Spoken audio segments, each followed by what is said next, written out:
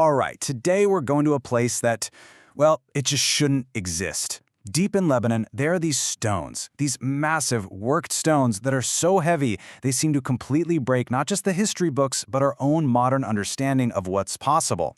This, my friends, is the Baalbek Enigma. Okay, so let's just jump right in with a comparison that'll kind of blow your mind. On the left, that's what our absolute best, most specialized super crane can lift today. We're talking top-of-the-line tech. It maxes out at about 1,000 tons. Now look to the right. That's a single block of stone quarried thousands of years ago weighing in at 1,200 tons. You see the problem here? The math just doesn't work. And that, right there, is the big question. It's the whole reason we're talking about this.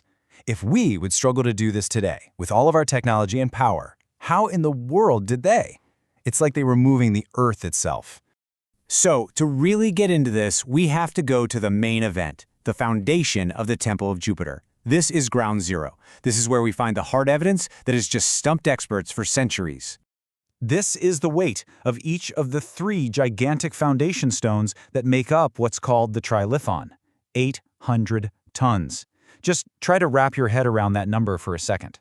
You know, it's not even just about the raw weight, which is insane. To put that number into perspective, each one of those stones weighs about the same as 20 Boeing 737 jetliners. But here's the thing, they didn't just push them into place on the ground, they lifted them 20 feet up in the air. And the precision, it's so perfect, you literally can't slide a razor blade between the joints. This isn't just brute force, it's an unbelievable act of finesse. Now, the official story you'll usually get is, oh, the Romans built this. And look, the Romans were incredible builders, no doubt about it. But there's a huge problem with that theory. We have exactly 0 records of them moving anything even remotely this size anywhere else in their entire empire. So it begs the question, right? Did the Romans just build on top of a foundation that was already there, a foundation left behind by someone much, much older? And the mystery, believe it or not, gets even deeper when you walk away from the temple. To find what might be the single biggest clue to this whole puzzle, we gotta take a short walk, about 900 meters away, to the ancient stone quarry. And there it is. People call it the Hajar al-Hibla, the stone of the pregnant woman. It is an absolute monster of a stone, just lying there, still attached to the bedrock it was carved from. It honestly looks like the workers just dropped their tools in the middle of a shift and walked off the job, never to return. And here is the kicker. This thing weighs an estimated 1,200 tons. That's 50% heavier than those already impossible stones back at the temple. This is proof. It proves that 800 tons wasn't their limit.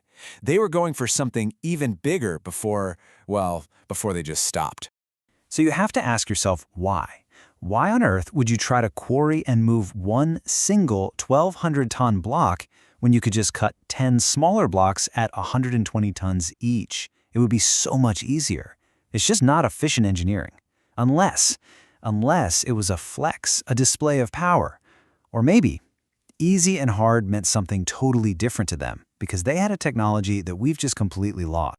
Now, as incredible as Baalbek is, it's really important to understand that this isn't just a one-off. It's not some weird anomaly. It's actually part of a global pattern of ancient sites that just defy explanation. This quote, I think, really nails it. These kinds of places completely shatter that simple, straight line of history we all learn in school. You know, the idea that we started with sticks and stones and just got progressively smarter over time. What if history isn't a straight line at all? What if it's full of incredible peaks and forgotten valleys of knowledge? And this is a fascinating way to look at it. You can almost see 2 different kinds of ancient mastery at play. You go to a place like the Kailasa Temple in India, and you see what you could call subtractive mastery, perfectly carving away 400,000 tons of solid rock to reveal a temple. Then you come to Baalbek, and you see additive mastery, the perfect lifting of impossible weights. It's like one culture were masters of precision, and the other were masters of gravity itself. So what's the takeaway here? The evidence really suggests we're not looking at primitive people with endless supplies of labor. It points to something else. It points to our ancestors being masters of a lost science, with an understanding of physics and engineering that, in some ways, was clearly beyond our own. So where does all this leave us? Well, with no clear records and a physical reality that just defies the standard story, the verdict on Baalbek is completely open. And that leaves room for some pretty extraordinary ideas. I mean, what are we talking about here? What are the possible explanations? Was it some kind of lost ancient tech? Like using sound to levitate the stones and make them weightless? Was it just brute force on a scale we can't even imagine, like 50,000 workers and enormous wooden machines? Or are we looking at the ruins of a civilization that existed long before the flood, long before recorded history? So we have to ask again, was this simply the greatest achievement of the Roman Empire?